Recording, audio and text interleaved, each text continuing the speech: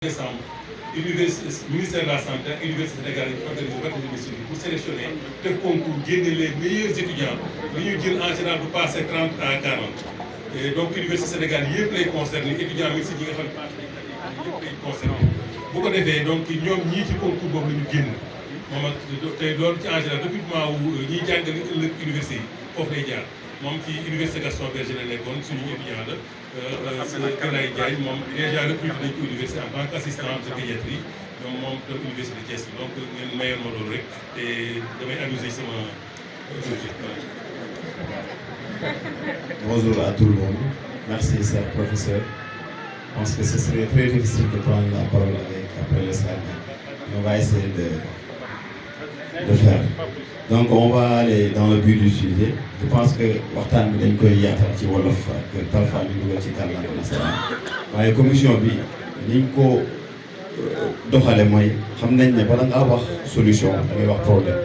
Donc li njëkk a def mooy élaborer li nga xamante ni mooy jafe-jafe yi nga xamante ni Xombol am na ko ci wàllu santé moom la njëkk a waxtaanee ci groupe bi ñu waxtaanee loolu nag ku nekk ci groupe bi jël kàddu wax li nga xamante ni moom moo mucc ayib pour ñu li nga xamante ni mooy ñu développer santé au niveau communautaire ba yeneen communes yi ba même le Sénégal mën cee inspiré wu pour développer le pays. Diapositive suivante. Donc on a deux grandes entités, c'est-à-dire les problèmes et les actions. Les problèmes, ce sont les problèmes prioritaires qu'on a recensés. Ensuite, les actions, on va avoir dans la diapositive suivante. Donc ça, ce sont les problèmes prioritaires qu'on a. Mais il y a d'autres problèmes prioritaires, mais on a recensé quelques et il y a des sous-problèmes qui vont entrer dedans. Lu ci mel ni structure sanitaire yi nga xamante ni doyul boo xoolee centre de santé bi.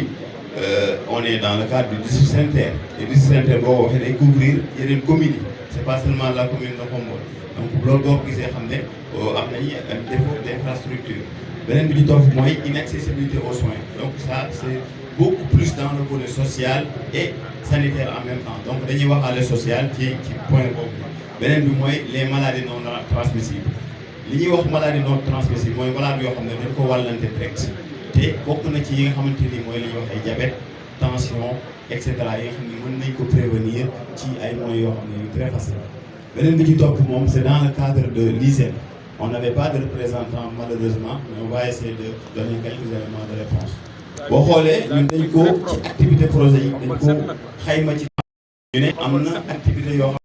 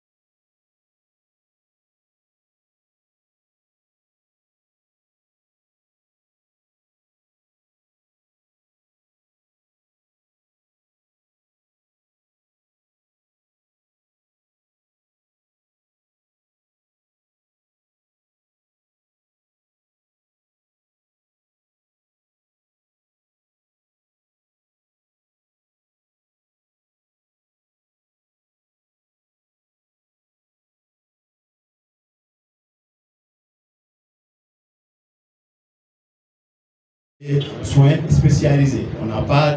d'hôpital niveau 1, niveau 2. On est dans le cadre du pyramide sanitaire, district sanitaire l'étoile. Donc, on n'est pas habilité à avoir des spécialistes qui sont en permanence. Loolu ñun mënuñu ko am parce que centre de santé lañu am district sanitaire amuñu hôpital niveau 1. Donc,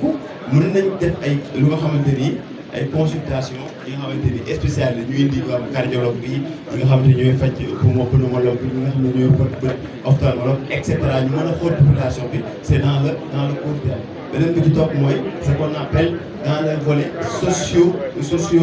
sanitaire, c'est-à-dire l'adhésion au niveau des mutuelles de santé. képp ku ne xam na ne mutuelle de santé mooy li nga xamante ni mooy boo ko bokkee da ngay mel ni ku yor sa oto ndax fii ku yor oto da koy wutal assurance mais ku dem ba wutal oto assurance xanaa nit ci boppam wutal ko assurance c'est beaucoup plus logique nga xamante ni mais bu yoree oto li muy njëkk a def mooy assuré na oto bi am na assurance donc yow mi nga xam ne nit nga war nga mën a jël sa njaboot ak yow mi wutal ko assurance te loolu muy demee mooy dañuy bokk ci yoo xam ne bëriwul waaye boo feebaree loolu tuuti lay jaar yow boo demee ñeent suñu ngay fay wala téeméer par exemple ça veut dire que yow feebar day bette moom accident ñoom ci oto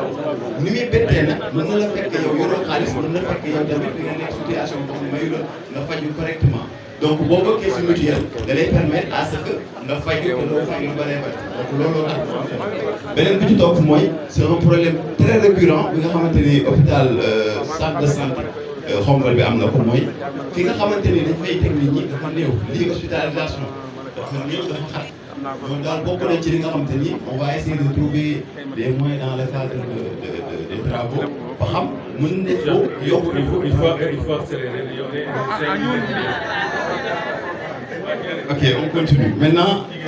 dans le cadre de la réhabilitation, foofu lay dugg maanaam yeesal centre de santé donc ça c'est un moyen à long terme maanaam fii centenaire bi ñëw war nañoo fexe ba li nga xamante ni mooy centre de santé bi côté yëpp war nañ ci mën a yokk donc loolu dinañ ci ñëw ci kanam définitive suivant maintenant gis nañ ne bloc opératoire bi ci Djinné te bloc opératoire bi on fait des soins obstétricaux c'est-à-dire ñi nga xamante ne dañuy jigéen wérul soxla ko nekk opéré dañuy am mais en général da ngeen xam ne bu ñu opéré xëy na xale bi moo doon sonn parfois ba tax ñu opéré ko kon kooku bu ñu ko opéré yaay ji dimbali nañ ko mais doom ji est-ce que dina am médecin boo xamante ni moom la ñuy pédiatre bu ko mën a xool ba du am benn jafe-jafe donc dañuy mel ne dañoo def xaali problème bi mais am na loo xam ne bàyyi ñu ci xel mooy tout nouveau-né daa war a am examen pédiatrique yi semaine bi nga xamante ni moom la judd donc bu ñu amee gynécologue war nañoo am pédiatre en position donc élaborer des partenariats boo xamante ni dañuy permettre ñu mën a lier institut pédiatrie sociale bi nga xamante ni c'est dans le cadre préventif ak centre de santé bi ñu collaborer mën a moytu aar feebar yi nga xamante ni moo nekk ci xale yi parce que centre pédiatrique moom lu muy def mooy prévenir il va falloir que ñu collaborer avec hôpital bi nga xam ne moom day guérir bu ñu leen defee collaboration dinañ mën a fagaru ak faju li nga xamante ni mooy xale yi nekk foofu. Diapositive suivante, c'est-à-dire ici on doit renforcer, c'est dans le cadre parce qu'on a octroyé 3 millions pour le carburant, donc c'est dans ce sens-là de renforcer les ambulances. Il faut accélérer, il faut mettre les sans les commander comme ça on va. Ok, ensuite c'est développer un système de santé scolaire. Ça tout le monde le sait. Bu ñu demee ci bërëb bu ñuy jàngee dafa war a am li nga xamante ni mooy benn structure buy permettre xale bu feebaree avant mettre muy dem hôpital mu am lu ñu ko mën a defal foofu. li topp mooy randonnée pédestre ça va entrer dans le cadre de la collaboration avec la commission sportive donc boobu noonu dañuy def ay randonnée pédestre beneen mooy formation des patients bon ça ce qui va entrer en rigueur ce sont les comment dirais-je services d'hygiène et les sapeurs-pompiers. Les sapeurs-pompiers ont un rôle très très important. Ensuite, et la Croix-Rouge dans ce cadre-là. Ensuite, il y a ce qu'on appelle recrutement, c'est dans le cadre de la formation continue, recrutement des sages-femmes, des médecins, des pédiatres, etc. Ensuite, ce qui attire l'attention de tout le monde et tout le monde doit pouvoir participer. Moi, je veux dire mutuelle de santé du Xombolois. Ça veut dire que ça sera géré uniquement par les Xombolois. Que ça soit au Sénégal, que ça soit dans le diaspora. Du fait que une mutuelle pour couvrir les plombs de santé Xombol ak Xombol. Beneen bi ci topp mooy essayer d'avoir ñoo xamante ni ay DS boo nee DS mooy ñi nga xamante ni dañoo nekk en spécialisation université yi nga xamante ni moo ñu wër Thiès Bambey ak Dakar ñu mën ñoo jox ay DS yoo xam ne dañuy ñëw ci hôpital bi di faj nit ñi ay soins spécialisés mën na nekk neuro mën na nekk cardio ak lépp li wax li ci des mooy mise en place c'est dans le cadre de sport bi dina ci dugal mise en place des salles ak li nga xamante ni mooy dans le long terme on peut ériger le centre de santé en hôpital niveau 1, niveau 2 pour pouvoir avoir tout trouvé. Ensuite, création d'un pôle médical qui est privé. Ça veut dire qu'on a presque toutes les spécialités. On a un pédiatre, on a un gynécologue, on a etc. un pharmacien. On peut faire en collaboration créer ce qu'on appelle un pôle médical privé. Et dans ce sens-là, on va gagner. Et les ressources vont entrer dans la population et dans la mairie en même temps. Pour terminer, donc il y a les activités en rapport avec création d'un laboratoire et ce qu'on appelle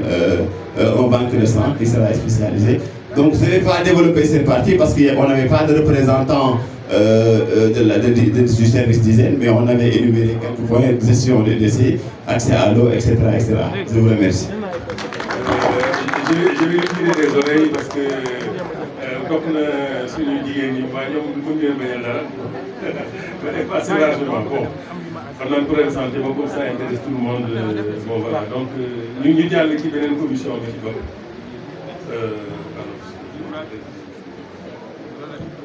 est-ce que am naa droit sax di réglementer qui que ce soit parce que ok commission bi ci topp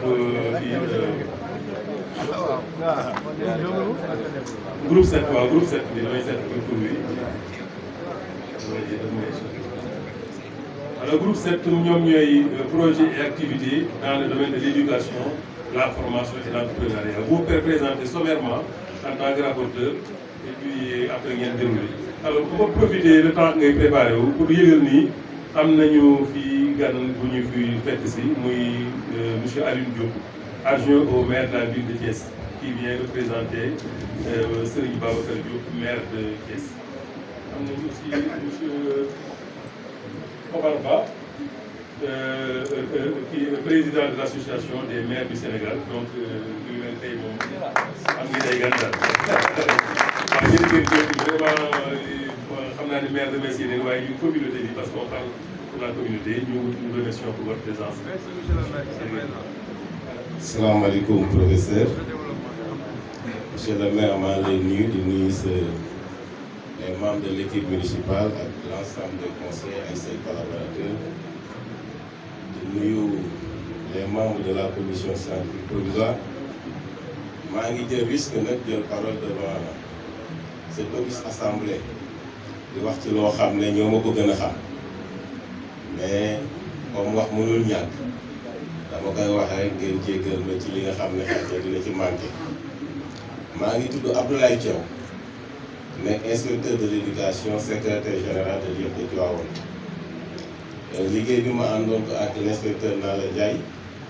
nga xam mooy directeur du centre régional de formation des personnels de l'éducation bu Thiès. ànd ceeg le doyen Sëñ Mbacke Mbouk nga xam ne mooy inspecteur de l'éducation, il est directeur d'école à la retraite. ànd ci ak monsieur Kayre qui est professeur de français, la Soukabi directeur d'école. ànd ci ak Souleymane Gueye qui est éducateur spécialisé, le doyen Abdou Seck éducateur spécialisé à la retraite. ànd ci ak madame le maire Mborou Dieng. àndoon ci aussi ak Ablaye Tine mu jaar def contribution ci formation professionnelle. àndoon ci avec la doyenne Soda Gueye. ànd ci avec Gora Ndiaye Ablaye Ndiaye. àndoon ci aussi avec Ndeye Fatou Gueye qui est professeur. Je crois que pour l'essentiel c'est ça, il y a l'étudiant monsieur Dia qui est étudiant en première année ak Modou Sow qui est directeur d'école également ak monsieur Fall qui est professeur de mathématiques. ñoo leen ànd liggéey bi. Comme le temps est un peu compté, du ma dugg ci détail parce que de toute façon sera mis dans le panier. dinañ ko jot ci présentation bi damay ñëw rek un peu sur la méthodologie. C'est-à-dire que nous avons travaillé en tenant compte des différents programmes yi nga xam ne nii moo nekk ci le programme d'amélioration de la qualité, de l'équité et de la transparence de l'éducation et de la formation du Sénégal nga xam ne mooy opérationnaliser la lettre de politique sectorielle. Pourquoi je reviens sur ça? Avec l'avènement de la troisième alternance, nous sommes en train, en tout cas les nouvelles autorités sont en train de donner une nouvelle impulsion. C'est-à-dire qu'il y a une réécriture de la lettre de politique sectorielle et notamment il y a à la suite une révision du paquet. Et nous avons travaillé en tenant compte donc des axes stratégiques qui sont définis dans ce cadre-là. Pour chaque programme, il y a la qualité améliorée, ce qu'on appelle l'accès équitable et la gouvernance transparente. Par rapport à ce qu'on appelle le programme, il y a le programme DIPE qu'on appelle développement intégré de la petite enfance. Il y a le programme élémentaire, il y a le programme moyen, le programme secondaire. Il y a également ce qu'on appelle le programme enseignement supérieur. Il y a le programme formation professionnelle. Il y a le programme développement des apprentissages. Il y a également ce qu'on appelle le programme coordination, gestion et administration. Et pour cela, vous allez voir que les activités et projets que nous avons proposés portent essentiellement sur l'élargissement de la carte dans tous les programmes. Par exemple, on a vu qu'au niveau de la formation professionnelle, il y a lieu quand même d'intégrer au niveau du projet Pontedera ce qu'on appelle un centre de formation en agriculture mais également en élevage. Parce que nous considérons que bu fekkee centre boobu dafa war a nekk centre boo xam ne nii au début sûrement même s'il y a des ressources humaines qui sont natives de Khombole, il peut arriver également qu'on ait des gens recrutés ailleurs. Et si nous créons le centre là à l'intérieur de ce programme-là, nous pouvons en même temps former les jeunes en agriculture et en élevage. Nous avons également vu dans ce que l'on appelle l'éducation inclusive aussi. Nous avons considéré qu'il est temps quand même que cette question soit prise en charge. Mais tout le monde sait que les questions d'éducation inclusive ne sont pas prises de façon spécifique. La prise en charge d'un enfant en situation de handicap, souvent c'est une prise en charge holistique. Cela veut dire que ça demande l'intervention normalement non seulement des enseignants, des éducateurs, mais également d'autres spécialités. Nous avons également vu que, comme question qui est évoquée, et que nous avons également tenu en compte, il s'agit du développement des apprentissages. Nous avons vu au Sénégal, et ça fait partie également des orientations de la politique nationale, ça dit que l'essentiel des jeunes Sénégalais sont dans les ateliers. Et quand on parle de développement maintenant, des apprentissages, il va falloir quand même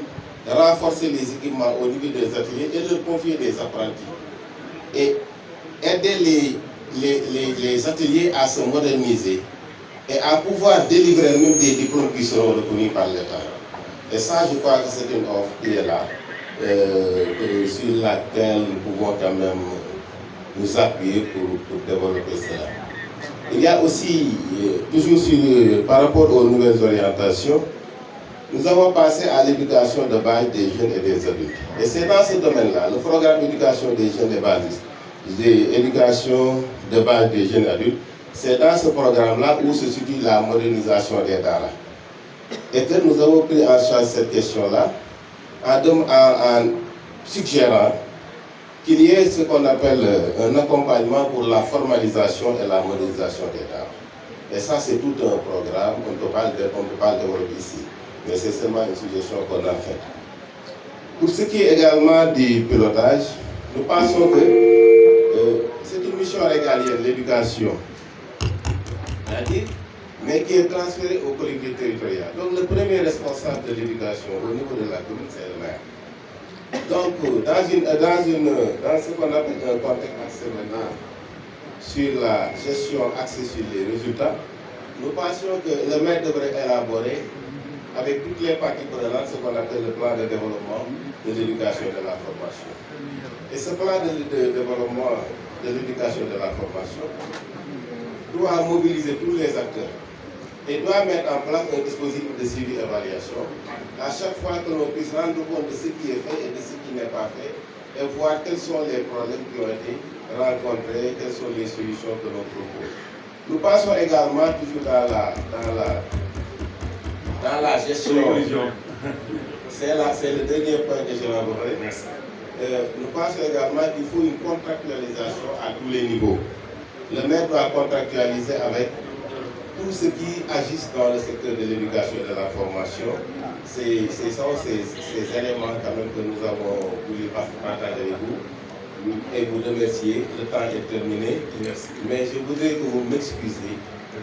à peut-être saluer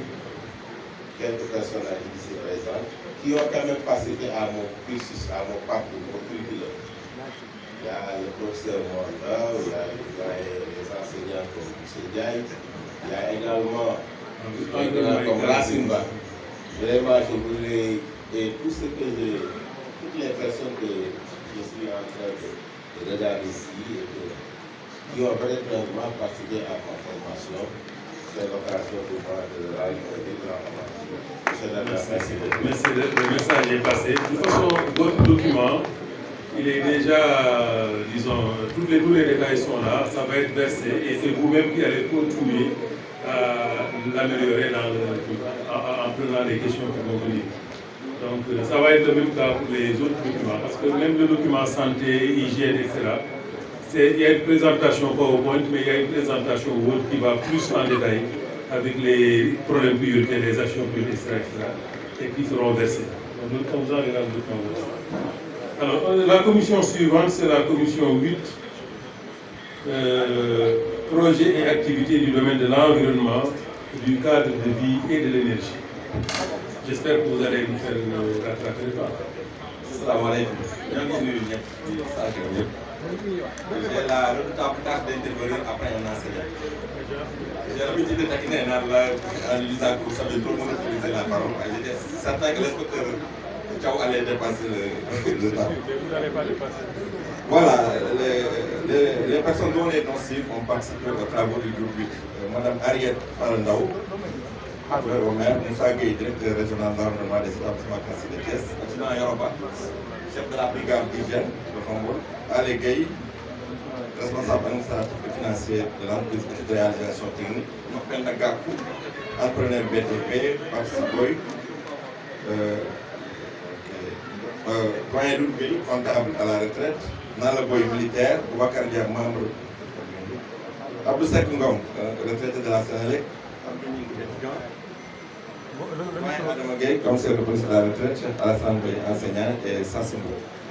Voilà, nous n'avons pas eu assez de temps parce que nous travaillons pour le chapitre 3, et donc nous n'avions pas d'éclairage à un moment donné, donc c'est pourquoi nous avions pris l'option appesantir sur le liggéey ci action yi ñu identifié ak idée de projet yi donc pour marquer la célébration du centenaire. Première action bi ñu identifié mooy ñu jéem ba Khombol abriter la prochaine édition de la journée nationale de l'art. Le micro, approche le micro. Jacques. Donc première action bi ñu proposé mooy ñu jéem ba Khombol abriter la prochaine édition de la journée nationale de l'art. Chaque année, la journée nationale de l'art est célébrée le premier week-end du mois d'août. Nous, on a le BTG qui est notre arbre emblématique. Hier, au colonel Modou parle que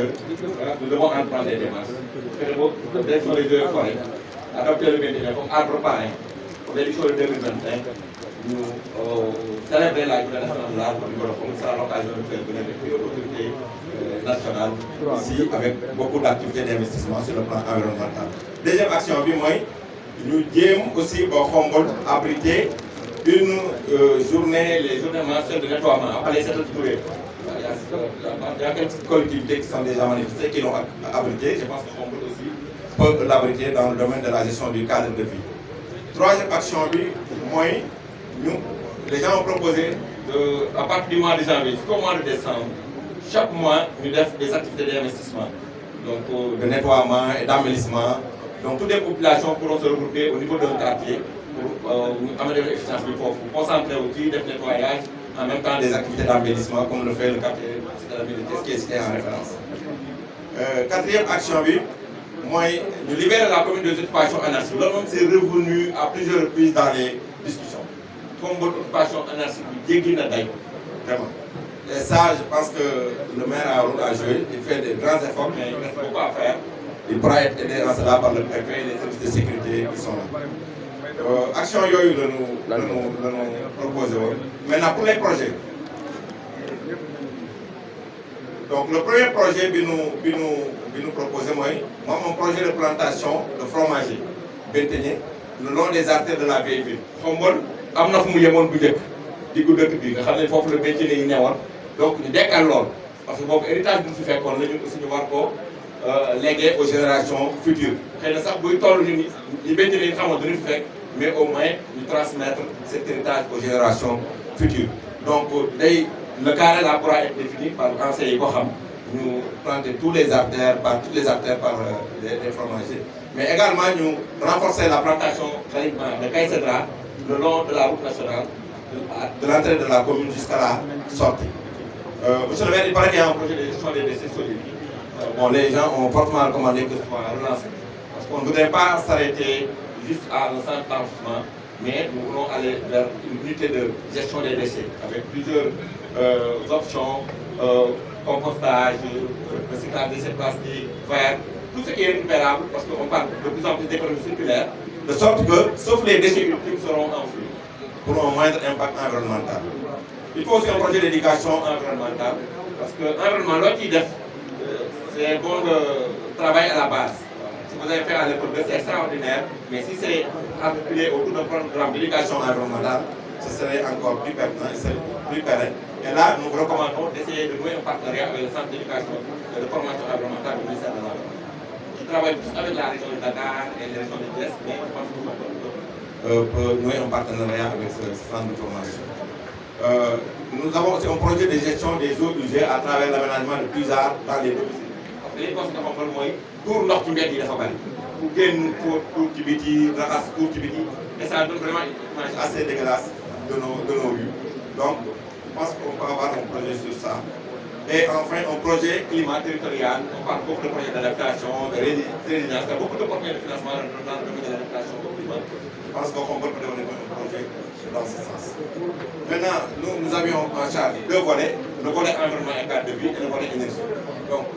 maintenant, nous en venons au volet énergie. Je pense qu'ici, la proposition consiste à identifier d'urgence les besoins d'extension du réseau de la Sénélec. Je pense qu'il y a un appel à Dijon. Il y a le doyen qui était dans notre groupe, donc qui est très disposé à rapprocher le groupe pour nous accompagner au niveau de la Sénélec. On identifie rapidement les besoins de la commune dans ce sens. Il y a également un projet d'installation de lampes LED, des lampes à basse consommation qui permet de réduire la consommation à 50%. Mais ce projet peut être associé aussi à un autre projet de solarisation des espaces recevant des publics. Voilà, pour réduire la facture énergétique de la municipalité comme nous avons le même ressources. Bon, voilà, monsieur le maire, vraiment présenter l'assistance. Donc, pour les familles de travaux, nous vous remercions de votre partage. Merci pour la présentation. Donc, je pense que c'est encore à développer. L'idée yëpp ci nekk projet lañ dégg xam naa ne liggéey bu bëri ay teg nga ci commission boobu. Donc ku ci am xam-xam yaakaar ni foofu boo fa demee di renforcer et orientation yu jël ce serait une excellente chose. Donc on va appeler la commission suivante.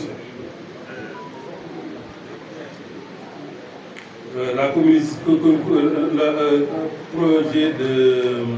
mobilisation, mobilisation de la diaspora, ils vont intervenir après.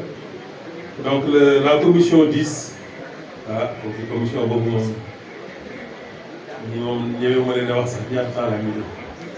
femmes et entrepreneuriat. Donc il faut ngeen gaaw. Merci.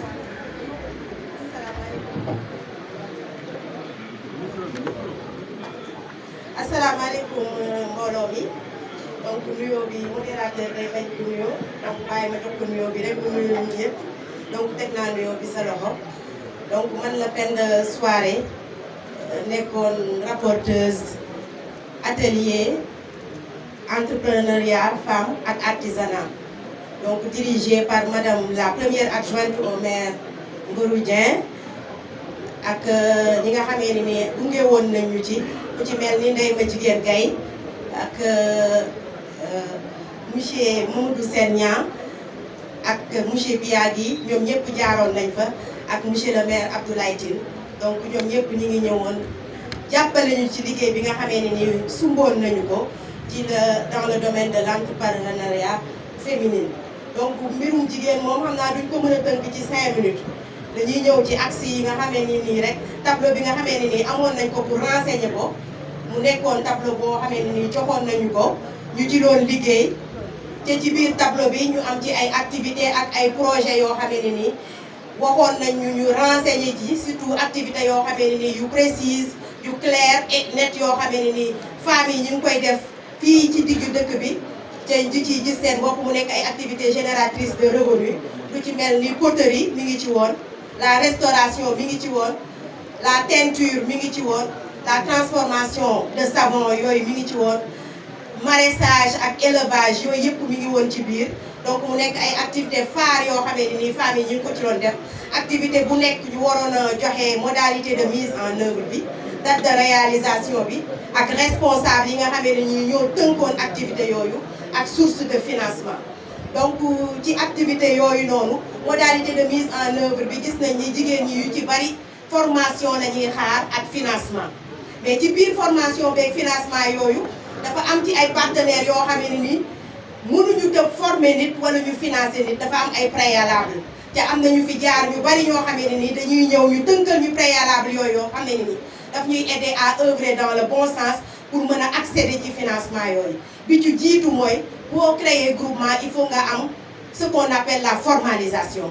mënuñu la financer ca amuloo ay papiers donc boobu il faut moo nekk li nga xamee ne nii d'ailleurs ñu ngi ciy interpeller monsieur le maire parce que ci commencement bi moom tegoon na ce qu'on appelle les 3F formalisation financement et formation donc ñu ko ciy remercier mais doyul ñu ngi xaar yeneen formalisation surtout au niveau papier GIE donc il faut ñu am ce qu'on appelle papier yooyu bu ñu paree nag ñu am activité boo xam ne ni c'est bien ficelé et bien précise parce que du activité bu nekk rek la ñoom ñuy ñëw financer activité boo xamee ne ni tey jii bu ñu la ko financer di nga ci gis sa bopp ba ñeneen gis ci sa bopp mën na nekk sa création d'emploi loolu la ñuy xaar donc moo tax ñu restaurer activité yoo xamee ne ni ici au niveau de Khombole ay femmes ñu ngi ciy liggéey ñu ngi ciy def di xaar ku leen ci jàppale xaar ku yokku ci seen formation ak xaar koo xamee ne ni dina leen ci financer. bi ñu paree ci activités yi ñu ñëw ci projet yi projet 1 dañu wax la création de la maison de la femme soxla nañ ko ici au niveau de Khombole mu nekk projet phare boo xamee ni teg na ko ci table bi bëgg ñu jàppale ñu ci te ñu ciy xaar bailleurs yi ak yenn partenaires yi yoo xamee ne nii peut-être seen xam-xam ci yooyu la màcc pour jàppale ci jigéen ñi ñu def création boobu. beneen bi ci des la création de la maison des outils foofu day interpeller corps artisanat bi ak yeneen corps de métier yépp parce que maison des outils boo ko déggee ñooñu ñëpp ñu ngi ci biir. dès l'instant ñu créé ko kenn ku ci nekk ci corps de métier yi parce que Khombole gis nañ ni am nañ métier différents métiers yoo xam ne ni kenn ku ci nekk yaa ngi ci mënuñu ko énumérer mais yaa ngi ciy yëngatu bu ñu créé la maison de l'outil kenn ku ci nekk ci corps de métier yooyu mooy domaine artisanat di nga ci gis sa bopp. beneen bi ci des mooy création du centre de commercial parce que mënoo di produire ñu lay former ngay def sa ay production wala ngay def sa ay activité ci amoo foo ko def wala foo ko wane wala amul ñoo xamee ne nii dinañ mën ñëw foofu di ko fa jënd si donc centre commercial boobu dinañu ci dimbale lu bari loo xamee ni femmes yi dinañ fa mën a def di exposer yi nga xamee ne nii formé nañ leen ci te ñu koy liggéey pour mën cee accéder ci kaw. donc am na yeneen yoo xamee ne nii tamit ñëwuñu ci mooy la création de crèche communautaire parce que gis nañ femmes yi ay entrepreneur la mais ñu ci bari seen ay doom yi ñuy téye day tax ba daf leen di baare ci lu nekk boo amee crèche communautaire nga xam ne di nga xëy dem dénkaane fa sa doom dina la permettre nga mën a dem ci sa liggéey ko correctement sa doom bu heure wàcc jotee ñu indil la ko. beneen bi ci topp aussi mooy faire de Khombole une ville d'aînés loolu ñu ngi ciy remercier monsieur Sène Niang parce que gis nañ ni Khombole ku wax Fouta di nga tudd Khombole. mënoo wax fu dën te jénnewoo ci Khombole defe naa ni da ngay dégg sax ñu naan maa ngi dëkk Khombole ginnaaw Thiès wala fu dën ba di ñoree donc ñu bëgg a def Khombole une ville d'aînés et de tatouage nga xam ne bu fekkee ni même bu fekkee ni garab yooyu ñu ciy interpellé ne waa environnement garab yooyu bu fekkee ni daa nekk en voie de disparition ñu fekkee naka la ñuy def ba conserver leen jar na bu reboisement jotee ñu reboiser genre garab yooyu ba nga xamee ni li ñu am muy suñu patrimoine di fuddën ñu mën ko préserver ba nga xamee ni képp koo xamee ni dégg nga fuddën wala tatouage partout à travers le monde di nga xam ne Xombol la jógee donc boobu aussi de bokk na ci projet yi nga xamee ne nii bëgg nañ ko teg sur place donc ñu ciy interpeller bailleurs yi ak yëpp incha allahu rabbi di ñaanal ñëpp jàmm merci. jërëjëf fin de soirée xam naa ne di ngeen bëri question yi liggéey bi am na solo alors ñuy def la toute dernière le tout dernier groupe de travail avant les deux derniers yéen ñi dañu defaat après boole ko diaspora bi donc ku am ay questions yoo bëgg a pose kii di posé nga waajal ko donc ñu jël le tout dernier mooy accueil en fait session bi daal activité accueil hébergement donc ñooñu la ñuy woo ñu ñëw wax ci dara Adama waxoon na ni li xaw nañu amoon problème organisation mais am na mu war a tënk foofu xam naa ne moom pour le 5 minutes ko bat sax 2 minutes rek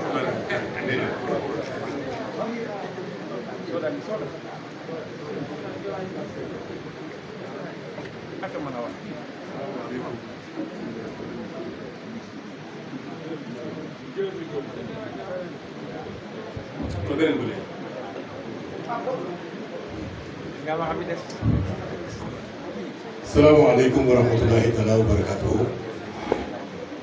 mbooloo mi maa ngi leen di nuyu kenn ku ci nekk sa tur ak sa sant di teg nuyoo bi nag ci loxo monsieur le maire de la commune de Xombol mu jàllale ñu ko ci sunu gan yu sell yi nga xam ne nii ñoo ñëw bokk si ak ñun suñu bis yi nga xam ne nii c'est historique pour la commune de Xombol xam naa monsieur le modérateur man toujours damay jég génn daal non je vous en prie démb Abdou Diop dafa yëkkati fii kàddu ne sunu ñaari fan yii ñuy amal fii ci Xombol muy démb ak tey jar na ñu woor ko ndax solo si ñaari fan yi am kon wolof Njaay dafay wax ne nit ku nekk boo ko xeebalee bisam xeebal ko sëriñam xeebal ko soxlaam buy lim ay noonam na la ci boole fan yi bis yi def ñu ñor rawatina nag ñun délégué de quartier yi nga xam ne ni ñoo nekk fii ci Xombol kon nga may ñu rek il faut ñu xaw a déraper tuuti du bari nag maa ngi leen di nuyuwaat une fois de plus ci turu délégué de quartier yëpp ndax ñoom la ñu dénk ci sama xalaat bu gàtt liggéey bi nga xam ne nii moo gën a diis moo gën a miti ci commission yi nga xam ne ni moo la fi tëral ndax sunu borom sax wax na ko ci alxuraan gan da nga koy teeru da nga koy teral kon accueil ak hébergement la ñu dégg délégué de quartier yi xañ na ni ko waxee noonu la amee yeex nañu xam solo si ba ni ñu war a organiser ba waxtaan suñu biir jotul am waaye mu néew mu bari tënk nañu ñaari poñ yoo xam ne ni moom la ñu bëgg a soumettre comité d'organisation bi pour mu xool naka lay saytoo liggéey boobu bi ci njëkk mooy accueil mooy lépp accueil mooy teeru booy teeru nag avant nit ki du teeru ci li ñu xelaat ñun mooy dëkk bi ci boppam moo war a jëkk a teeru kon dëkk bi balaa bis ba war nañoo suppi xar kanamam dëkk bi dafa war a set wicc ba bartu bale sax kenn du ko fa mën a for ci dëkk bi donc commission bi nga xam ne ni may sesi moo ko jiite mu jëm ci jeunesse bi ñoom leen di ñaaxaat ñu seet nan la ñuy waxtaanee ak association sportive yi nekk Xombol yëpp ah andi ci ak conseil de quartier yi ak les délégués de quartier ñu taxaw gën a seetalaat dëkk bi di sant na monsieur le maire bu baax ndax dëkk bi ku ko xooloon barkaati dem ak ren ak tey ni mu mel xam ne changé na ci domaine u ordures ménagères yi nga xam ne nii ñoo nekk ci dëkk bi waaye nañ ko gën a tolli dëkk bi gën a set dëkk bi gën a taaru monsieur le maire bëgg nañu route nationale à l'entrée comme à la sortie ak tali tuwaatul bi nga xam ne nii mooy péage bi nga xam ne pratiquement ñi ñëpp gan ñi fi la ñu jaar mu set mu rafet ñu peinture ko peinture boo xam ne nii kuy dugg Xombol di nga xam ne ah dëkk bi kat mi ngi teeru ay kanam donc loolu bokk na ci accueil bi leneen li ci topp ci accueil bi itam ñu def wut ay hôtesse lu tolloog fanweeri xale yu jigéen yoo xam ne nii dañ leen di tànn duñ leen jël rek comme si à l'aveugle dañ leen di tànn taatagal leen former leen wutal leen ay tenue yoo xam ne nii tenue traditionnelle marinière ak seen gi sunu maam yi daan sol ñu solal wutal leen ko ñooñu ñooy teeru gan yi ñoo leen di teral ñoo leen di dëkkal wax rof ca doon sama jigéen day benn soirée wax na ko léegi même mbiram fuddeen boobu ñuy wax sax dañ ko ci yokk hôtesse yooyu nañu fexe ba ñu fuddeenu ci fuddeen boobu ñuy wax voilà bu loolu jàllee ñu jëm ci mbiram hébergement bi ndax léeg-léeg kuy seetaan télévision wala rajo yi da ngay dégg ñuy organiser ay jàng bu ñuy def seen avant première yooyu dañ naan na dëkk bi set na ngeen génn seen i néeg na ngeen wàcc seen i lal jox ko gan yi loolu ñëpp dañ koy dégg kon loolu moo ñu gën a war ñun ñu waxu ngoon ñu war a génn suñuy kër wàcc suñuy lal jox gan yi surtout que Xombol fi mu nekk nii xaw na doy waar ci borom la dëkkuwaay moo tax commission bi monsieur le maire doon xalaat ne centre bii ñu doon defar fii te boobu ba léegi mu am gàllankoor su fekkee mën nañoo def ay pexe ba fii ak le 6 décembre ñu mën koo defaraat ba mu nekk genre hôtel danañ fi mën a dëkkal suñu gan defaat fa aussi benn genre salle de conférence parce que itam fu ñu mën di conférence fii ci Xombol itam xaw na fi mu ranke donc ñaar yooyu bu fa mënee am fii ak le 6 boobu loolu bokk na ci commission accueil et hébergement proposé bu loolu amul Xombol am na mairie bi am na ay locaux yoo xam ne nii moo ko amal boppam muy fee ñuy wax ENOR ak maison communautaire bi mais comme que dégg nañu ne ay kilifa ñu mel ne président de la république mën na fi ñëw ay autorité mën nañ fi ñëw wax dëgg yàlla kilifa yu mel noonu kenn du leen dëkkal ENOR di leen dalal matelas ci suuf donc dañu war a seet nan lañ koy réaménager def fa ay lal def fa ay climatiseur ba mu nekk ci vraiment conditions yoo xam ne nii kilifa bu mën a daw ci àddina bi boo ñëwee di nga fa mën a dëkk leneen ni ci topp itam ñu xool ñi waa Xombol ñi nga xam ne ni am nañ fi ay kër ay appartement wax dëgg yàlla suñu ko mënee jox mairie bi itam pour mu dëkkal gan yooyu itam bokk na ci li nga xam ne nii envisagé nañ ko bu loolu jeexee nag ñu doog a gën dëkk bi su fekkee am na ñoo xam ne ni xajuñu ci dëkk bi ñu seeti hôtel yi ci Thiès wala hôtel yi nga xam ne ni sorewuñu dëkk bi daal pour ñu jéem leen a dëkkal foofu voilà loolu daal nañu tënkoon pour le moment mu gudd mu gàtt mu newoon dinañ ko soumettre comité d' organisation bi pour mu def suñu dëkk boobu maa ngi sant ñëpp. jërëjëf Adama c'est parfait. donc li mu lay recommandé moo di. waaw monsieur le maire yow monsieur le modérateur maa ngi lay ñaanal une minute rek parce que.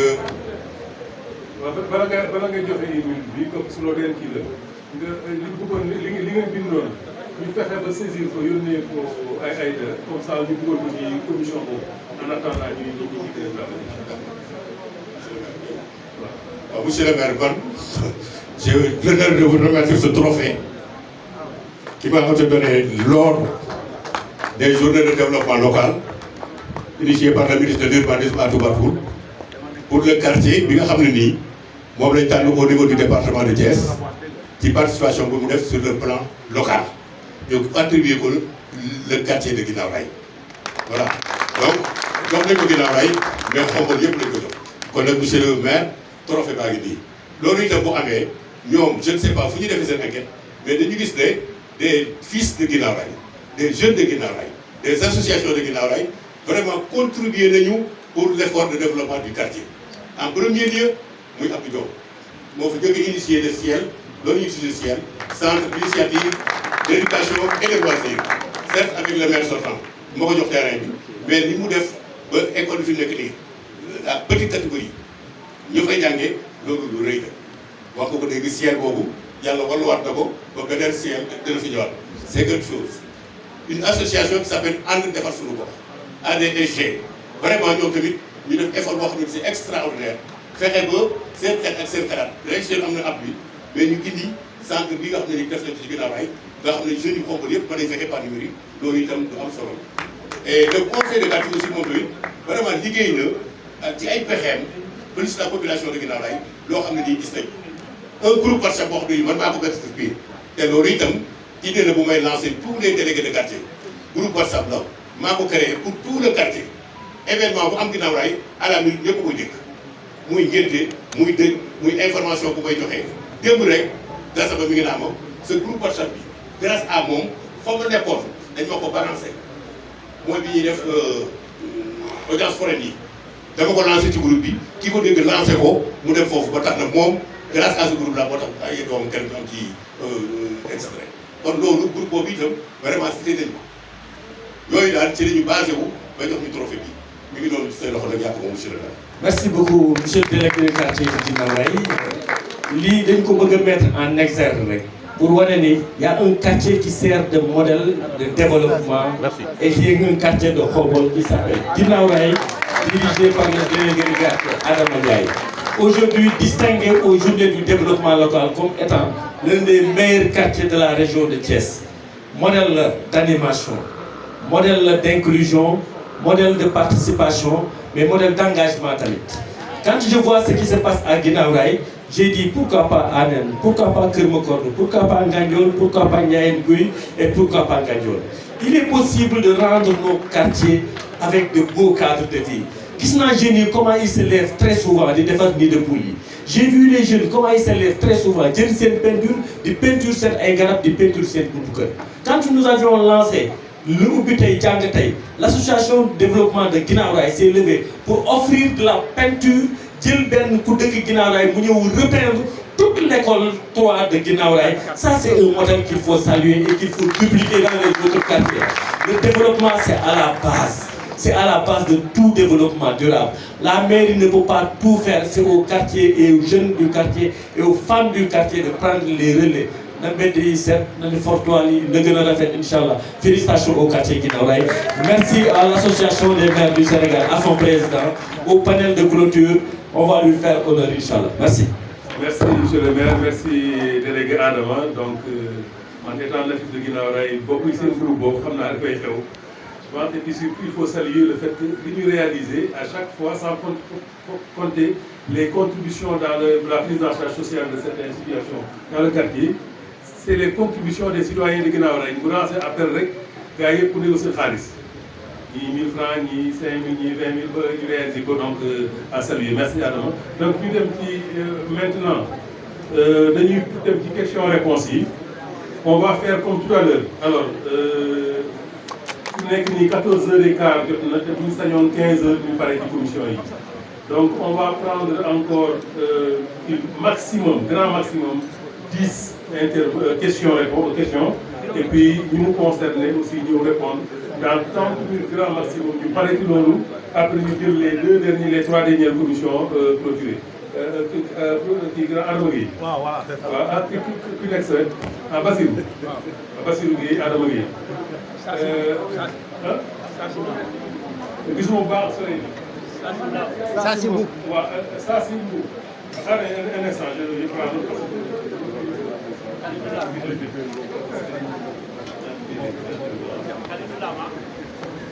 alors on a Adama Gueye. Bassirou Gueye. Diadji. Bassirou Gueye. Kalidou Lam, d'accord.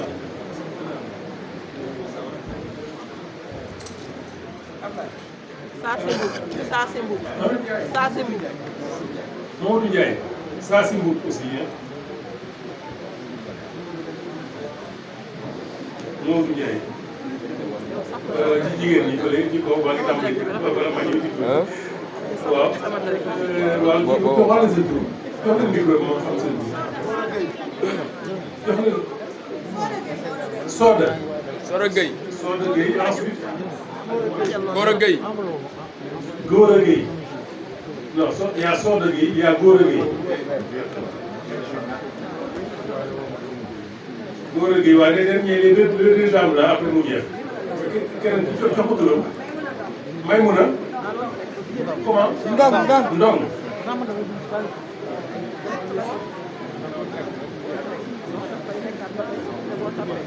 et la dernière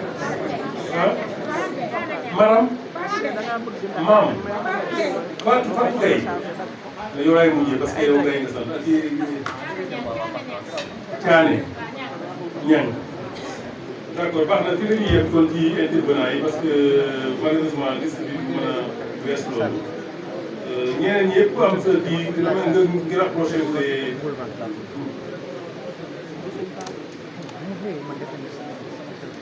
donc 10 intervenants ñu ngi commencé il y a pas de Thiané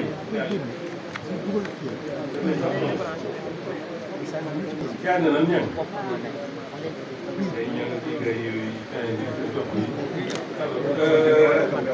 grand Adama Gueye ñu lay jox parole donc question courte pour une réponse courte benn question rek la yomb waaye dañ koy jëfee parce que am nañu la parole la. asalaamaaleykum man sax ci premier ci terminal bi di la bëggoon dugg ndax dafa amoon lu am solo lu ma fi bëggoon wax mais comme sama cri du cœur bi ci deuxième bi la doon dugg te bëgguma jël di jël ak jëlaat dama koy jël benn wax li ma bëgg a wax sama cri du cœur après ma par ricochet nag les weesoon na mais ba ab contribution la woon rek ma contribuer ci fii Adama Ndiaye ak monsieur le maire di joxante léegi seen trophée bi man yaakaar naa ne su ma wax foofu rek la salubrité ak embellissement de nos vies te man dama am yaqin bu wér ni loolu muy nu ko def tant que jur gi ñu ngi taxawaal man jur gi taxawaalu man mooy sama cri du cœur wallaay suñu réew yi suñu koñ bi mën nañ ko seetal rafetal ko mais tant que jur gaa ngi taxawaalu mënatuñ ko mais nit ñi da ngay xëy rek bàyyi sa jur rek ci àll bi muy yàq rek man c'est ça mon cri du cœur monsieur le maire fourrière municipal amoon na fi da ngay légiférer ci loolu rigueur rek moo ko mën a def te nga mënuñoo nekk ay communes émergentes wala pays émergent ca seetuñu rafetuñu mënu nekk loolu laa bëggoon a foofu c'est mon cri du cœur. maintenant et ci Khombole centenaire bi dama bëgg ñu inonder le monde du logo de centenaire de Khombole mu nekk ay assiette mu nekk ay verre mu nekk ay gâteaux yu yomb yoo xam ne ñëpp danañ ko mën a am waxuma à travers le Sénégal waxuma à travers l'Afrique mais à travers le monde mën nañ ko def ba fépp ba le 6 décembre di ñëw 2025 addina bépp danañ xam ni Khombole centenaire bi Khombole la te nag lan doo koy def mooy loolu rek gâteau ay mouchoir ay verre ay assiette ay tout ce qu'on peut faire ba def ci logo bi ñu def ko ci tas ko à travers le monde je crois que ñëpp xam ko loolu rek laa ci bëggoon wax. jërëjëf grand Bassirou Gueye. waaw après du ma yàgg nuyoo bi du ma nuyu sax damay nuyu monsieur le maire président des associations des maires du Sénégal li ñu defal dafa rëy ñu waa Khombole di nuyu monsieur le professeur dëkku professeur Mbaye Gueye professeur Pape Touré yéen ngeen ñëw di seen kay topp seen ginnaaw man mooy bañ a nuyu les professeurs la yóbbante bi dafa bàyyi ko ci les tailleurs de Khombole ils ont été formés monsieur le maire 3FPT ñëw formé leen mais gis nañ ni gisuñu boutique du centenaire amul ci li ñu ci xool lépp gisuñu ko ci boutique du centenaire dafa war a am dañuy exposé made in Khombole lii tailleur Khombole ñoo ko ñëw et ils ont été formés par 3FPT tenue traditionnelle lii amul fu ñu ko mën a taxawal ñoo ne ma sol ko ma wane ko bii nii les tailleurs de Khombole ñoo ñëw lii voilà les tailleurs de Khombole ñoo ñëw lii voilà ñuy ñëw ay sac yoo xam ne nii ubbi tey jàng tey gis nañ ku ne gis na ni plus de 600 wala 700 sac ñëw nañ ko kon boutique du centenaire dafa am ou day am ay kiosques dans les universités day am ay kiosques dans les capitales régionales day am ay kiosques dans les diaspora ñu jaay ko produit Khombole maanaam poterie fii ñu defar yóbbu loolu ñoom leen daal loolu daal mooy lañ demander aux commissions scientifiques ñu fexe ba dugal ko ci mu am boutique du centenaire wasalaam. merci parce que ñoo pare woon. Diadji Ndiaye. Bas andi micro bi micro. ça gars yi mën la jël quoi. il te reste 2 secondes. du yàgg daag. asalaamaaleykum. waaw professeur du ma yàgg parce que je crois que Adama Gueye m'a marché sur la langue donc ci loolu laa doon aborder ak moom parce que gis naa fi ay articles yu ñuy jaay yu jëm ci centenaire bi mais da ngay gis ni c'est pas à la portée de tout le monde finalement dañ ko doon proposer suñuy ay invité rek bàyyi nit ñi te ma xam naa ni comme ni mu ko waxee ay gadget ak ay bagages yu ndaw ndawaan mën na fee am yoo xam ni je ne dara te dina jóg ci centenaire bi dina doon am comme te dina doon publicité pour centenaire bi bu ma jeexalee ci loolu ma profité ci présence su président de l'association des maires du Sénégal pour laaj benn projet de développement bu fi nekkoon parce que comme ñu ngi wax ci développement dañ fi amoon formation ci lu jëm ci problème élevage ñu koy wax imam may doon laaj rek projet boobu fu mu toll projet imam bi parce que def nañu formation bi waxtaan nañu ak ñi nga xam ne ñoo yor lépp lu ci jëm ba toogoon di xaar defe naa ne ñi nga xam ne ñoom concerné woon ñu ngi doon xaar yi pour mën a jublu ci loolu te boobaak léegi daal amaguñ ci benn dégg-dégg merci. merci Diaye je pense que commission agriculture bu ñàkk ñu jël loolu projet boobu dugal ko foofu loolu Diaye nga rapproché la commission agriculture pour le projet bi ngay wax pour ñu mën ko intégrer bu fekkee ni c'est pas déjà fait dans le. alors ki ci topp mooy sa kii Kalidou Lam Kalidou Lam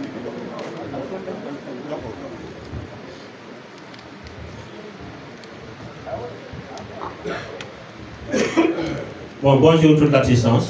modérateur day bay ngeen jégal ma ko ginnaaw bu ma leen souhaiter vous tous une bonne et heureuse année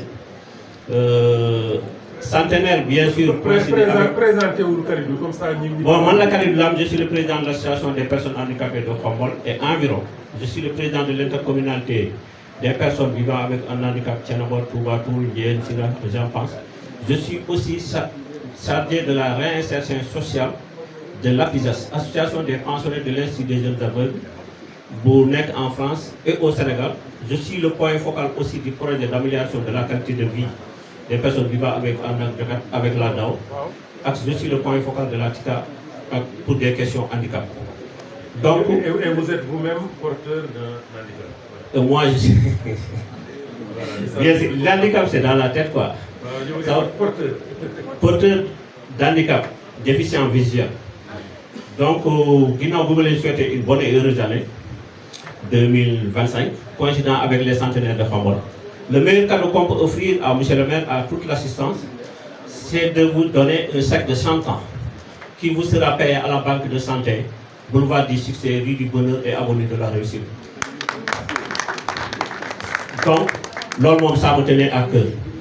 Bon, les questions handicapées, c'est une question transversale. Parce que la commission action sociale l'a beaucoup dit. Mais c'est une question transversale. Quand je dis transversale, il y a éducation, santé, projet économique, infrastructure. Bon, sport, j'en passe quoi. Définitivement, dans un rapport très détaillé, si nous rendons hommage à un homme, vraiment, boutique à petite, si question handicap réglé, M. Souleymane Gueye. Je tenais vraiment à nous rendre hommage à le doyen Abdou Sek, mon uniforme. Donc, monsieur le maire, avec la DAO, l'ONG allemande,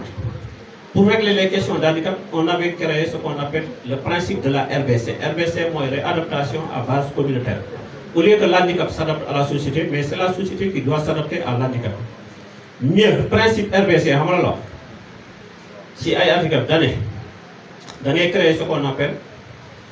les comités communaux de RBC. Questions essentielles, niveau fort. Éducation, santé, projet économique, infrastructure.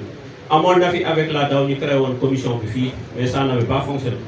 Mais lui, comme orientation, le maire, mon président, ou de son représentant, ou bien le président de la commission sociale. Pour les questions handicap, vous n'avez que relater fort. Vous avez aussi éducation inclusive, nous avons des classes transitoires, parce que l'inclusion est libre. Donc, pour les s'ils manquent, ils vont passer. Mais le problème, nous avons un majeur problème pour les sourds. Proposer dans ce rapport, nous avons formé quelqu'un en langage de signes, que sourds muets aussi war a mun a jàng. Infrastructure le centre de promotion et de réinsertion sociale bu nekkoon fii municipalité bi moo ko tojoon bi ñu koy toj centre socio-culturel préjudice boobu daal bëgg nañu ngeen régler ñu ko en quoi faisant tabaxal ñu ab centre social loolu daal bokk na si suñu cri de cœur. amoon naa avec l'ONG turque Latika la coopération internationale turque jotoon nañ tabax benn poulailler man mii def naa formation en agro business ba ngi si doon distribuer à sama sœur day ay na dañ leen déggante xaw ma la pourquoi ñu doon échanger sur beaucoup de projets parce que ñun gëmuñu assistanat ñun lu ñu gëm mooy autonomisation parce que la meilleure façon d'aider la personne c'est de l'aider à surpasser de l'aide mais une aide maanaam une aide de la pauvreté qui maintient la pauvreté ñun nekkuñu si foofu donc pour être beaucoup plus bref yooyu question daal la amoon yi may soulever di souhaiter vivement que centenaire bi di dem si jàmm ak salaam. Je vous remercie. Merci monsieur Dame, on vous a donné suffisamment de temps justement parce que cette question-là a été soulevée et je pense que ça mérite qu'on lui apporte une réflexion très approfondie dans toutes les commissions. Alors ñu dem jublu ci Fasimou. Amal ko micro. Fasimou. Monsieur le maire nuyoo baa ngi noonu jox naa la ko jox ko sa gan yëpp comme nuyoo amul. waaw kon may professeur yow nag bi nga dooree léegi Olof Ndiaye dafa ni ku raaj jëmali sa kanam mu tëll. commission santé dafa am loo ko buñaa ma bëgg ma tim nga buñaa ma ko. fi ngay jëkkee rek mooy di fàttali panéliste bi maa Ndiaye da nga fàtte fourrière municipale kon fourrière municipale nañ ko réhabilité wala ñu yeesal ko. di nuyu nag sunu maam muy Bénthiene di suñu cosaan détail bi fi ngeen toog tey dafa indiwaat détail yu mag ñi fii mooy kër Abdoulaye Ndiaye Séni fii la mag ñi daan toog magi dëkk bi ak li wër dëkk bi di waxtaanee Xombol Thiès ak Sénégal boo dem na tuuti fekk fa kër Baye Sassi Anne kër Baye Moudou Far Elsey kon li ngeen def mooy da ngeen dellu si mag ñi fan toogoon fa ngeen toog tey kon yaakaar naa fi li ñu jëm ndam dong lañ ci am incha allah rek bu soobee yàlla sama xel dem na ci mag ñi li ngeen def tey lan daan def waxtaanee njaboot gi waxtaanee dëkk bi kon li ngeen def tey du hasard place boobu am solo la kër Abdoulaye Ndiaye Séni mi ngi nii détail bi fii la woon ma jëm ci wàllu environnement bi nga xam ni moom nañu bokk ma bëgg nag ñu waajal gaaw comme am nañu fii benn centre de triage buy defar pépinière ak lépp nu gaaw jox leen seen jumtukaay mooy genn ak semence li nu bëgg danañ ko am may wax ne ci wàllu fi nga xam ni moom ci lañ jëm mooy Bénthiene ñu ne Bénthiene mooy suñu cosaan mooy suñu maam ak xay leen nag laa bëgg ngeen jàpp ci yéen waa Xombol du mairie bi rek moo koy def gis ngeen ni ñu jëmbate ay xay ci yoon wi xay yu ndaw la xay yu mag yi fi nekkoon nag rey nañ leen ma bañ nag yu mag yi bu nu màgget bu nekkee mag ñu rey leen ci lañ jëm de xay yëpp ay jaasi la ñu yor di jibar di ko gor guddi di ko jibare xawma lu ñu koy def ba xawma la day faj yu mag yi nag dee nañu yu ndaw yaa ngi jëppe bu nu màggee rek bu ñu xool ñëpp dañuy rey wasalaam jërëjëf. Vous n'avez pas eu besoin d'un supplément, vous n'avez pas développé. Et puis, les messages c'est important. Je pense que la question du Bénthiene dépasse seulement le cadre du reboisement, c'est aussi dans le cadre du patrimoine. Je crois qu'aussi il faut bien le faire. Alors, dafa am bu ma doon pratiquement ma bind M te mottali moom xam naa ne mi ngeen ñëw avant Soda Gueye ki ko jiitu am na waaw d'accord dafa fàtte naka tur bi Mamadou Ndiaye waaw dama doon bind moom fàttali Mamadou Ndiaye. Salaamaaleykum. À l'entame de mon propos, ma bëggoon remercier féliciter monsieur Adama Ndiaye ci trophée bi mu présenté léegi ak tous les habitants de Guinaw Rail donc di souhaiter mu def tâche bi au niveau de Khombole. 3 questions laa bëggoon a poser en fait 3 contributions benn bi c'est destiné à la commission de Adama Ndiaye parce que dafa soucieux sur la question de l'hébergement. Effectivement boo xoolee Khombole ak di ko wër da ngay am problème pour fooy dalal seen ay kanam mais ma yaakaar ne au niveau de Khombole am nañ fi une école de formation mooy école assainissement et c'est un internat il y a des box là-bas, aussi il y a des cabines regrouper 2 personnes, individuelles, peut-être une dizaine de personnes. Donc l'école du fait qu'elle par exemple, pour réhabiliter, je crois que ça peut faire l'objet d'un site d'hébergement. Je crois que nous avons fait là au niveau de l'État pour nous attribuer à M. le maire les besoins de la célébration du centenaire. Bon, dernier aspect, c'est à la commission éducation. Parce que, je me dis ici, on va mettre l'aspect lié à l'employabilité. Parce que il y a la formation, mais aussi il y a l'employabilité. Employabilité, ça résume peut-être la formation au métier. Et j'avais à Karina Khombal, on a fait une école, un centre de formation professionnelle pour venir, qui est sous-équipé et qui peut jouer un grand rôle au niveau de la commune pour aider à la formation au métier. Donc, Demba a cité tout à l'heure beaucoup de métiers ici à Khombal. Mais l'école, vous faites qu'elle tenait, un équipement adapté, des enseignants formés et adaptés également aux différents corps de métier. Il y a qu'un année, ici, les centenaires, il y a des gauches dans différents secteurs qui vont intervenir. Dernière question, bon, peut-être je vais aller à contre-courant de la commission environnement. Parce que c'est vrai que le 21e, oui, c'est l'emblème. C'est l'arbre fétiche de Khombol. Mais c'est un arbre qui fait que les gens ne atteindre ce qu'on atteindre, dafay un danger public. Bon, te li may wax dama ko dund parce que chez nous benn benn bu màgget daanu na fa daanu ci kaw kër gi daanu donc man dama ko doon mënuma ko bañ a wax quoi mais la commission a déjà fait son choix mais le 21 war nañ ko mën a renouveler avec une autre espèce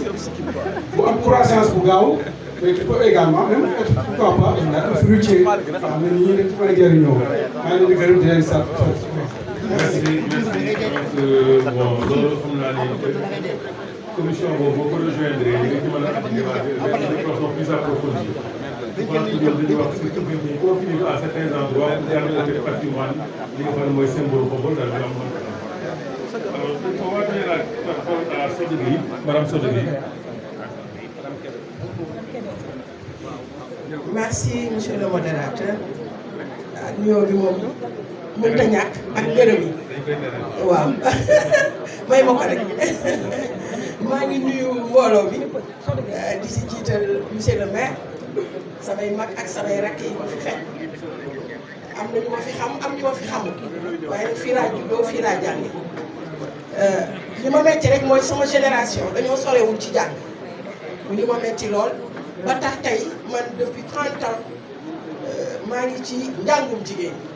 di ci yëngu fa ma nekkoon di Guédiawaye un peu même au Sénégal partout au Sénégal maa ngi ci dans la scolarisation des filles te loolu ah du sama coobare du coobare samay morom yi ma fi nekkaloon ndax xale ñu mën a jàng la ñu woon macha allah Abdou Diom a ngi fi mën na ma seede Serigne Mbacké Madina Mbuuba ngi nii peut-être am na ñeneen ñu ma fi xàmmee ñu fi nekk mais jigéen ñi moom soriwuñu woon ci njàng tey sama xel mi ngi dal bi monsieur le maire amee xalaatu jël jàngalekat yi taf si wetam di ànd ak ñoom ci liggéey parce que tam éducation formation moo jiitu nit ñi bu ñu amul xam-xam réew mi du mën a dem kanam te jigéen ñi loolu dalee na manqué am ñàkk a njàng ak itam ñàkk xam-xam te loolu weesul jàng du wees moi je suis à la retraite mais aujourd'hui ay ñoo xam ne ñu ma mag ak samay morom dañ leen di tàggat tey jii on parle d'entrepreneuriat comment entreprendre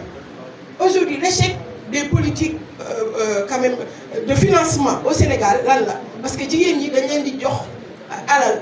xamuñu nuñ koy gérer duñu xam projet yi duñu ci tàggatu ba mbir mi day daal di sooxe te loolu war na fi jógee Khombol war na génn ci yooyu te dina ci génn parce que monsieur le maire a une bonne vision par rapport au numérique ak l'utilisation qu'il en fait te loolu dafay yaatal day tax ñu gën laa xam bëri na maire ne ci réew mi mais defe naa ni ñi ko ci raw bëriwul parce que tam ñu ngi ci biti te dañuy am ay écho partout fu ñu taxaw ne Xombol la ñu dëkk li ñuy njëkk a laaj mooy ana seen maire ba dernièrement avec l'école qu'il a rénové je peux vous jusqu'à Kédougou je peux vous le dire su ma limee damay jiw mais partout les gens te posent cette question quand l'école de 2 a été rénovée les images sur internet am na ku ko wax démb xamu leen sax quand même feedback bi ci nit ñi am c'est aller au-delà du pays c'est aller au-delà amul fu ñu ko waxtaanee te loolu dafa bokk ci luy jëmale ab gox kanam li ngay def foog nit ñi di ko gis bu ci toqi bu ci taay yi ay dafa bëgg internet ak xoolal dañu passé foofu aujourd'hui qu'est-ce qu'on est en train de tout à l'heure le jeune là qu'est-ce qu'il a dit le Ndour li mu fi expliqué dégg ngeen ko intelligence artificielle nit ñi réew mi dafa changé àdduna soppeeku Xombol on est nostalgique mais gis naa ne xale yi ñu ngi jëm ci kanam xalaat yaa ngi yokk di gën a bees te loolu mooy defar ab gox jigéen ñi tàggatu leen ci numérique bi jigéen ñi tàggatu leen am xam-xam tàggatu leen ci lépp lu ngeen di yëngatu jàng ak école français ñàkk a jàng le renforcement des capacités yëngatu leen ci aujourd'hui Ndeye Penda a parlé tantôt des crèches les crèches communautaires c'est important jàngalekat yu bëri seenub liggéey dafa sooxe ndax doom yu ndaw yi ñu yore bu ñu amee fu ñu koy bàyyi jàngale suñu waree nampal danañ jàngale correctement ba wàcc dëkk ñu ñibbi elles peuvent même passer la journée à l'école yooyu gars yi ñu ngi ciy liggéey on est dans un réseau de femmes ñu ngi ci les crèches communautaires c'est les mères qui doivent prendre ça en charge construire une grande crèche communautaire ça permettra aux femmes commerçantes qui sont là au marché boo xëyee am foo teg sa doom jaay ba wàcc jël sa doom nga ñibbi bu boobaa le personnel mën nañ ko jël samay naatangoo ñu ngi fi ñu ma maaseel jàng nañ école xam nañ ñu yore xale on va les utiliser pour ça les ressources humaines donc ne manquent pas à Xombol li ma bëgg a wax yëpp bëri na ci domaine yu bëree bëri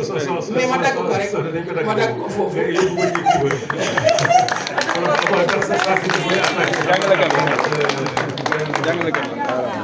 waaw léegi bon dañuy rax benn góor après góor gi c'est ça mu wax après bon suñu soxna yi xam naa ne dañoo xër de waaye foog ñu gàttal tuuti aussi waaw góor gi asalaamaaleykum mbooloo mi ñoo ngi nuyu yéen ñëpp ku ci nekk ci sa tur ak ci sa sant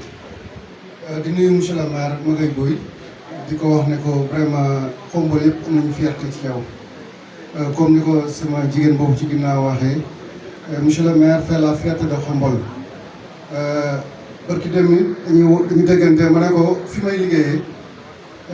sama collègue yi parfois dañu may chambré parce que comme j'étais candidat ci élection yu mujj yi dañu naan ma yow de ki ma gis maire Xombol li muy def xam naa ne pour nga jëlee ko fa du yomb mais loolu fierté la ci ñun au contraire dañ koy ñaanal moom réussite totale parce que kii xañ na Xombol xamaguñ ko peut-être ci kanam lañ koy xam donc ñu ngi lay ñaanal bu baax lépp li nga yéene Xombol yàlla na ko yàlla motal. Monsieur Diagne nga may ma rek bon moi je m'appelle Gora Gueye contrôleur du travail et de la sécurité sociale donc en service à l'inspection régionale du travail de Thiès. dama bëggoon a wax ci lu bari mais comme temps bi xaw na gàtt dama ko bëgg a tënk ci ñaar benn bi monsieur Nia donc démb dafa wax sama gént par rapport au boulevard du centenaire je crois que à Dakar l'historique bi ñu ci def mooy ci centenaire bu Dakar lañ ko créé maintenant man dégg naa nag am nañu ci xaw a junj tuuti wax ay rue mais man jàpp naa ne le meilleur cadre bu mën a abriter ce boulevard du centenaire à Xombol c'est ce boulevard-là qui s'étend sur un linéaire de presque 1 kilomètre, qui quitte Anen, qui passe par la grande mosquée, le CEM, n'est-ce pas, pour aller jusqu'à Ngagnol. Je crois que foofu noonu, avec un aménagement paysager adéquat, n'est-ce pas, war nañ ko jëmmal, sincèrement war nañ ko jëmmal. 1 kilomètre bu mel noonu, boo fa duggee doo fa gis dara, te war na abriter, je pense bien, ay cadres yu bari. lu jëm ci loisir lu jëm ci sport lu jëm ci mag ñi nit foo xamante ni dinañ fa mën a doxantu sax au moins defal toute une marche je pense bien que ce cadre là moo war a ci sama xalaat bu gàtt moo war a abriter en tout cas ce boulevard du centenaire. beneen bi mi ngi jëm en tout cas ci toujours ci cadre de vie gis naa ne l'ancien maire monsieur Pape Mboup defoon na fi une gare routière monsieur le maire il y a 3 bijoux yoo xamante ni mi ngi fii soriwul muy d'abord le lycée ensuite c'est le stade bi nga xamante ni bu mucc ayib bi monsieur le maire taxawal ak aussi le jardin public bi nga xamante ni l'association des jeunes de Guinaw Rail avec l'appui en tout cas de l'ancien ministre de l'Intérieur monsieur Diom en tout cas taxawal nañ ko mais loolu boo nekkee étranger ci dëkk bi mën nga dugg xombal ba génn nga doo ci teg sa bët lan moo ko waral mooy l'implantation anarchique en tout cas des ateliers ensuite et des boutiques yi nga xamante ni ñu ngi nekk ci gare routière bi moo koy nëbbu te loolu dañ ko war dafa war a fës ñu koy wane. je pense bien que monsieur le maire war nañ mën a dem ci terminer la gare routière ñi nga xamante ni am nañ cantine tout au long en tout cas de la route nationale di obstruer en tout cas la vie de ces bijoux là ñu mën leen fa jël yóbbu leen fa ba nga xam ne kenn du mer ñu aménagé ko ba nga xamante ni vraiment day bokk ci symbole dëkk bi parce que stade bu mel nii lycée bu toll nii ak jardin bu rafet bi nekk fii ci ginnaaw war nañ ko gis fi may terminer di fa daaneel mooy Ndeye Penda wax na ko effectivement formation yu bari am na ci dëkk bi ci jigéen ñi ci ndaw ñi la cay séntu après mooy la formalisation am na ku ko jund aussi ci panélistes yi ci seen présentation yi on a parlé de capter des financements mais financement aussi pour nga jot ci il faut que formaliser donc am na lu ma ci tàmbale woon avec yenn jeunes entrepreneurs ci Xombol mooy accompagner leen pour ñu créer seen entreprise je rappelle que la création d'une entreprise mais méttiwul comme nit ñi ko xalaatee bu pare peut-être am na lu ñu ci ragal après mais en tout cas moi je suis prêt képp koo xamante ni bëgg nga créer une entreprise individuelle lépp taxawaay bi nga xamante ni war nañ ko ci am au niveau de l'inspection du travail parce que foofu lañ koy defee après nga am seen minéal seen registre de commerce foofu ngay dikk ñu defal la ko en tout cas je suis prêt à accompagner tous ces jeunes entrepreneurs qui veulent en tout cas créer de petites entreprises individuelles pour au moins bu fekkee ne financement jóg na wala ñu bëgg a déposer au niveau de la DRD ñu mën ko def fi may terminer rek mooy di sant yàlla bi ñu mayee ñu fekkee jataay yu màgg yu rëy yi depuis démb ak tey jataay yoo xam ne li fi génn ci xalaat li fi génn ci xam-xam ak li fi feeñ ci ay compétences yu dëkk ci Xombol te xam ne xamuñu leen woon ñu ngi ñaan yàlla rek loolu yàlla bu mu nax saay sénégalais mun na xalaat lool ba mu rafet waaye application bi day des ñu ñaan monsieur le maire lii di yaakaar naa ni bu ñu yàlla dimbalee ba ñu appliqué ko waxuma le titre de meilleur maire bi nga xam ne ni c'est incontesté li ñëpp nangul nañ ko mais le meilleur maire de la meilleure commune yaakaar naa ne boobaa dina nekk lu dëgg gis Xombol ñu leen di sant di leen gërëm wasalaam. merci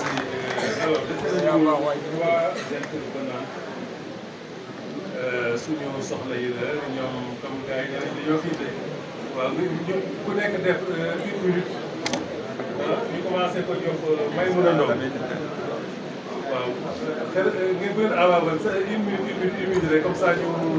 mën a parce que am na yeneen panel. salaamaaleykum wa rahmatulah mbooloo maa ngi leen di nuyu di leen ziar sama kii nag maa ngi tudd Rose Ndao gën maa xam ci Maïmouna Faye technicienne le bloc opératoire à l'hôpital Aristide Le Dantec qui est actuellement en construction. sama wax nag maa ngi ko jëmale ci commission de santé bi di fekk si Cheikh Bamba li mu doon wax sànq ci district bu Xombol bi. bu mu wax ni dañu war a am beneen d'autres spécialités en médecine mooy dëggal loolu parce que Xombol loolu fi amee dina dimbali Xombolois ak Xombolois yi fi nekk dimbali ñi nekk environnement Xombol village yi nekk environnement Xombol dina leen dimbali ndax da ngay imaginer Xombolois wala ku dëkk ci lu wër Xombol nga jóge fii dem Thiès wala Dakar wala Touba wala Diourbel dafay metti ci déplacement metti ci logement metti ci frais médicaux kon bu ñu amee lu mel noonu fii Xombol dina leen ko yombal beneen bi mooy dina leen ko yombal beneen bi wax na ci wàllu bloc opératoire spécialité yooyu ñu soxla ci bloc opératoire lu mel ni ay neurochirurgien wala ay orthopédiste chirurgien wala chirurgien généraliste loolu it soxla nañ ko fa et pour ñuy bloc soxla fa chirurgien soxla fa infirmier de bloc may laaj ndax bàyyi nañ xel ndax personnel bi nekk hôpital Dantec ñoom la ñuy formé pour ñu nekk des infirmiers de bloc wala ñoom sóoraale nañ ko pour génn ci biti wuti ko loolu laa doon participer daal ci maa ngi jégalu bu fekkee am na lu. non c'est très bien kii donc Giraye Ndiaye Jean Gawane rapporteur yi ngeen jël idée yooyu ngeen yokk ko ci partie boobu ngeen concerné ñu jox parole Fatou Gueye benn gayeen ak benn ñangeen ñoo ci topp te ñooñu xam naa ne j'espère que seen fils na tax ñu gàttal. salaamaaleykum mbooloo mi ñu baal ma ci baat bi dafa xaw a diir tuuti di nuyu sunu maayax sunu camarade Magay Boy di wax ne la ñun ñi nga xam ne ñoo juddoo Xombol yaroo fi tey sëy boole ñu ak Dakar gi ñu nekk mais ñuy vivre la Xombolité ñun ñi nga xam ne ñu ngi nekk ay Xombol dañu fier ba man de particulièrement ba may dox dama yëkkat samay mbagg ndax noo wax rek ñu ne le meilleur maire de Xombol le meilleur maire du Sénégal mi ngi dëkk Xombol loolu nekk fierté pour ñun looy def tam nga inclure ci di ñu message di ñu laaj suñu avis xëy na suñu benn avis di nga ñu woo di nga ñu laaj li ñuy tuuti yëpp suñu xam-xam li muy tuuti yëpp di nga ñu inclure ci lépp looy def ñoo di remercier bu baax a baax di ñëw ci volet entrepreneuriat bi nga xam ne démb fa laa nekkoon ak sama cousine Badou Dieng nga xam ne moo ko jiite woon sous la supervision de Ndeye Fatou Diagne et Ndeye Pende Soir et autres ma doon wax ci ñun ñi nga xam ne ñi ngi nekk ci couture ñi ngi nekk di def couture à Dakar d'ailleurs kenn ci ñi nga xam ne ñoom naa bokkal liggéey bi mi ngi toog mi jaay dañu bëggoon ñun ñi nga xam ne ñi ngi koy liggéey Dakar jaayee ñu rek waa Dakar ñun en fait li nga xam ne moom lañuy jaay lu gën a bari lu ñu ñaw Xombol waaye ñoo koy jënd parce que yéen a gën a xam solidarité waa Xombol dañu bëgg jàppale seen biir ñu bëggoon kii bii di ñëw ndax monsieur le maire prévoir na defal ñu defe naa sama tonton wax na ko muy tonton Bassirou prévoir na def benn foire boo xam ne sera pour les couturières pour les corps de métier yi nga xam ne mu ngi nekk à Xombol yëpp ku ci nekk li ngay liggéey nga mën ko ci wone ma doon laaj loolu ndax prévoir nañ ko ndax loolu lu ñu yitteel la malgré que ñu ngi à Dakar mais ñun lu ñu liggéey ci côté jigéen man fi leen koy defee xëy na man ñawu jigéen rek laay def mais ñawu góor yi nga xam ni dama koy jaay sama ay tàmmiñ fii laa koy ñawloo à Xombol ci couturière Xombol yi jëlaat ko ci teg di jaayaat ndax bëgguma ko def sax koo xam ne Dakar def parce que man je vis la Xombolité ci loolu daal laa bëggoon ñu xool ndax dañu mën a boole defal ñu benn foire boo xam ne nii dinañ mën a gis suñu bopp ñun tam ci kii bi di ñëw centenaire bi merci beaucoup. jërëjëf je crois que foofu partie accueil ak partenaire ak partie patrimoine ñoom ñëpp war nañu ko jël et même le fait de créer des stands et tout ça là bon ça en tout cas c'est quelque chose bu ñu jël en compte il faut prendre en compte dégg nañ ko ci le grand panel parce que dañoo partie génne idée yu grand panel bi mais créer question de foire bi moom lu ñëw na constamment avec ñi def poterie avec tous les domaines poterie tailleur menuiserie ak yëpp daal dañoo war nañ ko ci boole ci foire boobu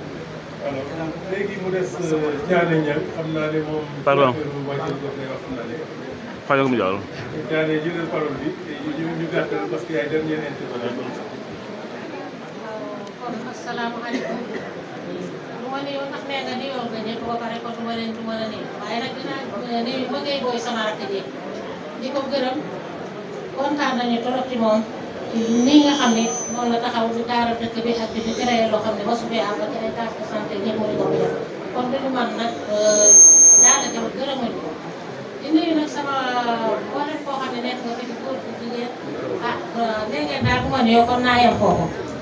bàjjenu gox laa nag waxuma nag ci mbirum bàjjenu gox bi ndax li ma ci doon wax nañ ko démb ci atelier bi te di ngeen ko fesal nañu ko fii te dina jàll mais fuddan bi nga xam ne kii daf ko wax su waxee fuddan yow mi xamut fuddan xëy na dina la jaaxal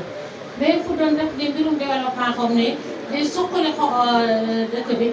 da cee bari ñoo xam ne ci la ñuy yëngutu ba ci man bi am na nag formation bu fekkee ne ñoom ñii dañ ciy jublu yal na ko yàlla eggale mais lépp lu xam ne nii fay nañu ko fi ci Xombal ak nu mu mën a toll ci fuddan rek am nañu partenaire boo xam ne moo koy jënd maa ngi nii taxaw jiite ko incha allah bu soobee yàlla jar na yaatu torop nag fuddan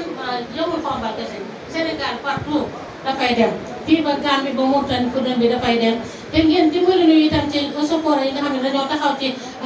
yoon wi ñii dem Fuuta ak ñii dem Mauritanie ak ñii dem fépp ñu di leen téye di leen bay la di leen xalamaan te fuddan dañu koy bay fuddan nekkul garab boo xam dañ koy góor ngeen yóbbante naa leen loolu ci waa secours yi ngir yàlla di laay war a soli ñu may jàmm ñi nga xam ne ñooy dem di ko liggéey di ko yóbbu dara jëm def ak salaam di doon laa ci doon merci léegi ñu defoon ci liste bi jeex waaye